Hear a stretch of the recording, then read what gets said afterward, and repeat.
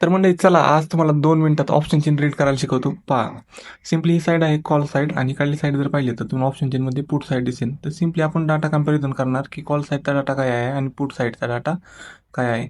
तर सिम्पली जर तुम्ही पाहिलं तर कॉल साईडला डाटा आहे 45,000, 39,000, 13,000 पोझिशन आहेत आउट ऑफ द मनीमध्ये. आणि तुम्ही तेच जर पुट साईडला आलात तर सिम्पली पाहिलं तर तुम्हाला दिसेल 1,31,000, 1,24,000, 2,11,000. म्हणजे इथे तुम्हाला डाटा खूप जास्त स्ट्रॉंग पाहायला मिळतो. याचा अर्थ असा आहे की मार्केटमध्ये सपोर्ट स्ट्रॉंग आहे. आता आपण चार्टवरती पाहूयात.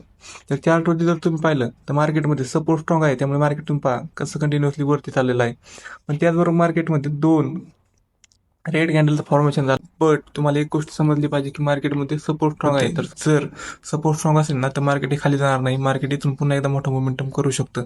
तर हा जो मोमेंट होतोय ना हा एक करेक्टिव्ह मूव्ह आहे. करेक्टिव्ह मूव्ह हा येणं इम्पॉर्टंट असतं, कारण इथे मार्केटमध्ये प्रॉफिट बुकिंग होत असते. तर सिम्पली वेट करा आणि मार्केटमध्ये जेव्हा मार्केट थोडं खाली येईल ना अशा वेळी जिथे ग्रीन कॅन्डलचं फॉर्मेशन होईल त्या कॅन्डल हायब्रिड केल्यानंतर तुम्ही एंट्री करू शकता आणि मार्केटमध्ये तुमचा ट्रेड हा बाईंग साईडलाच असायला पाहिजे.